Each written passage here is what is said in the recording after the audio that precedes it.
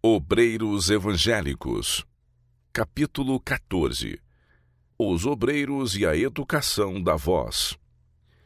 Em todo o nosso trabalho ministerial, dever-se-ia dar mais atenção ao cultivo da voz. Podemos ter conhecimentos, mas a menos que saibamos servir-nos corretamente da voz, nossa obra será um fracasso. Se não soubermos revestir nossas ideias com a linguagem apropriada, de que nos aproveitará a educação? O saber de pouco proveito nos será, a menos que cultivemos o talento da palavra. Ele será, entretanto, maravilhoso poder quando unido à capacidade de proferir palavras sábias e edificantes e proferi-las de maneira a cativar a atenção. Os estudantes que desejam tornar-se obreiros na causa de Deus devem ser exercitados em falar clara e incisivamente. Do contrário, serão prejudicados em metade da influência que poderiam exercer para o bem. A habilidade de falar com simplicidade e clareza, em acentos sonoros, é inapreciável em qualquer ramo da obra. Essa qualidade é indispensável nos que desejam tornar-se pastores, evangelistas, obreiros bíblicos ou colportores. Os que pretendem ingressar em qualquer desses ramos de trabalho devem aprender a usar a voz de maneira tal que, ao falarem ao povo acerca da verdade, se produza uma decidida impressão para bem. A verdade não deve sofrer detrimento por ser enunciada de maneira imperfeita. O colportor capaz de falar clara e distintamente sobre o livro que deseja vender verá ser isso a grande utilidade em sua obra. Poderá ter oportunidade de ler um capítulo do livro e, mediante a melodia de sua voz e a ênfase que sabe dar às palavras, será capaz de fazer a cena descrita surgir perante a imaginação do ouvinte tão distintamente como se ele em realidade a visse. Aquele que dá estudos bíblicos na congregação ou a famílias deve ser capaz de ler com voz branda e harmoniosa cadência, de modo a se tornar aprazível aos ouvintes. Os ministros do Evangelho devem saber falar com vigor e expressão, tornando as palavras da vida eterna tão expressivas e impressivas que os ouvintes não possam deixar de lhes sentir a força. Sinto-me penalizada ao ouvir a imperfeita enunciação de muitos de nossos pastores. Tais pastores roubam a Deus a glória que poderia receber se eles se houvessem exercitado em falar a palavra com poder. Corrigir os defeitos. Homem algum deverá julgar-se habilitado a entrar para o ministério enquanto não houver, mediante perseverantes esforços, corrigido todos os defeitos de sua enunciação. Se ele tentar falar ao povo sem conhecer a maneira de usar o talento da palavra, metade de sua influência ficará perdida, pois pequena será sua capacidade de prender a atenção de um auditório. Seja qual for sua vocação, cada pessoa deve aprender a servir-se da palavra, de maneira que, havendo qualquer coisa que não esteja bem, ela não venha falar em tom que desperte os piores sentimentos do coração. Demasiadas vezes o que fala e o que ouve falam áspera e bruscamente. Palavras incisivas, autoritárias, proferidas em tom duro e cortante, têm separado amigos e resultado em perda de almas. Nas reuniões sociais, faz-se mister uma enunciação clara e distinta, a fim de que todos possam ouvir os testemunhos dados e tirem deles benefícios. Quando, nas reuniões sociais, o povo de Deus relata suas experiências, são removidas dificuldades e proporcionado auxílio. Muitas vezes os testemunhos são expressos mal e indistintamente e é impossível compreender perfeitamente o que foi dito. E assim se perde muitas vezes a bênção. Os que orem e falam, pronunciem bem as palavras e falem com clareza em tons distintos. Quando feita no devido modo, a oração é uma força para o bem. É uma das maneiras empregadas pelo Senhor para comunicar ao povo os preciosos tesouros da verdade. Ela não se torna, porém, o que devia, por causa da imperfeição com que é proferida. Satanás regozija-se quando as orações feitas a Deus são quase inaudíveis. Que o povo de Deus aprenda a falar e a orar de maneira a representar devidamente as grandes verdades que possuem. Os testemunhos dados e as orações feitas sejam claros e distintos.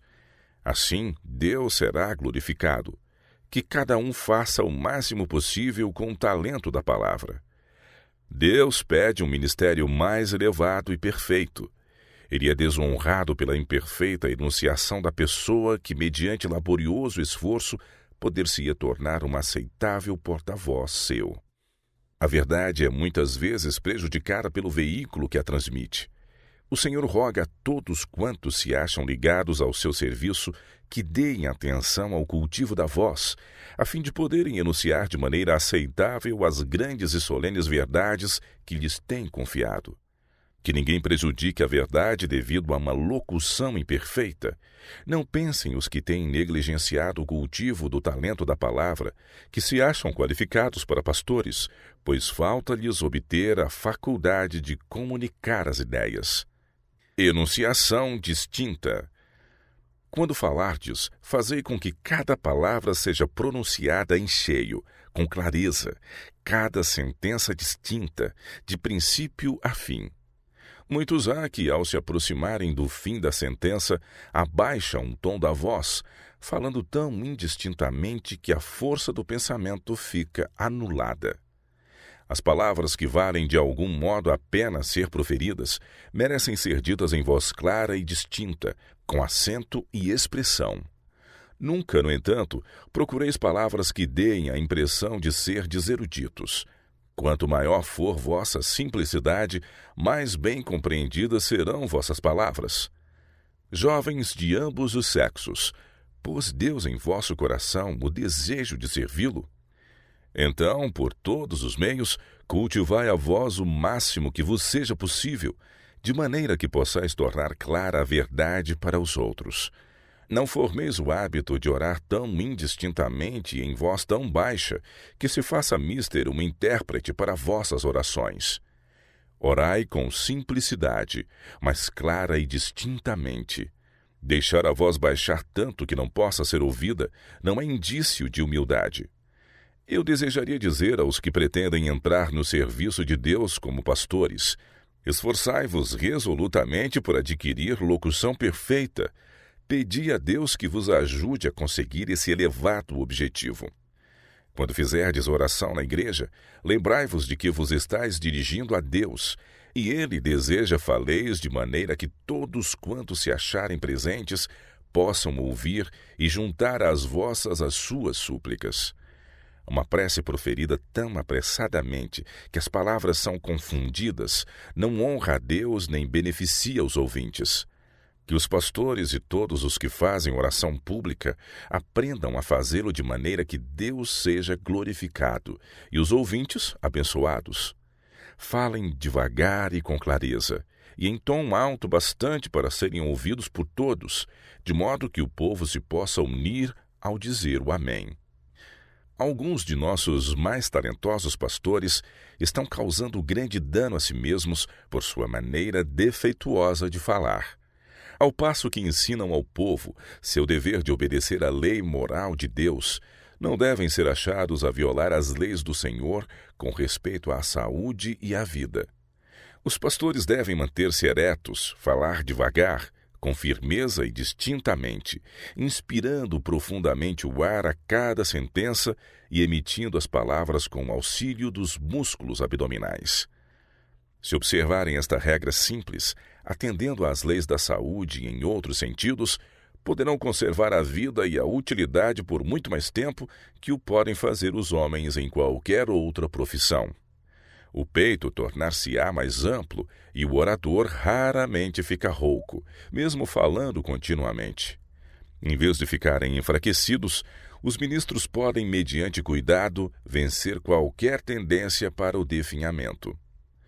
A menos que os pastores se eduquem de maneira a falarem em harmonia com a lei física, hão de sacrificar a vida, e muitos lamentarão a perda desses mártires da causa da verdade, quando o caso é que, condescendendo com hábitos errôneos, Eles se prejudicaram a si próprios e à verdade que representavam, e roubaram a Deus e ao mundo do serviço que poderiam haver prestado.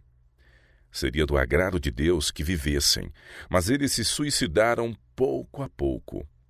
A maneira em que a verdade é apresentada tem frequentemente muito que ver com ser ela aceita ou rejeitada. Todos os que trabalham na grande causa da reforma devem estudar a fim de se tornarem obreiros eficientes, para que possam realizar a maior soma possível de bem e não subtrair da força da verdade por suas deficiências. Os pastores e mestres devem disciplinar-se para uma pronúncia clara e distinta, fazendo soar perfeitamente cada palavra. Os que falam rapidamente da garganta, misturando as palavras entre si e elevando a voz a um diapasão fora do natural, dentro em pouco enrouquecem, e as palavras proferidas perdem metade da força que teriam se proferidas devagar, com clareza e não tão alto. A simpatia dos ouvintes se desperta em favor do orador, pois sentem que ele se está violentando e receia que a qualquer momento fique impossibilitado de prosseguir. Não é nenhuma demonstração de que um homem possui zelo de Deus o subir ele a um frenesi de hesitação e gestos. O exercício corporal, diz o apóstolo, para pouco aproveita. 1 Timóteo 4, 8. O Salvador do mundo quer que seus colaboradores o representem, e quanto mais de perto um homem andar com Deus, tanto mais impecável será sua maneira de dirigir a outros, sua conduta, atitude e gestos. Maneiras vulgares, sem polidez, nunca se viram em nosso modelo, Jesus Cristo. Ele era um representante do céu, e seus seguidores devem ser como ele. Alguns raciocinam que o Senhor há de habilitar a pessoa, mediante seu Santo Espírito, para falar segundo a sua vontade. Ele, porém, não se propõe fazer a obra que deu aos homens. Deu-nos capacidade de raciocínio e oportunidades para educar o espírito e as maneiras. E depois de havermos feito tudo o que nos seja possível em nosso próprio benefício, empregando da melhor maneira as vantagens que se acham ao nosso alcance, então podemos volver-nos para Deus em fervorosa oração, para que faça por meio de seu Espírito aquilo que nós mesmos não podemos conseguir.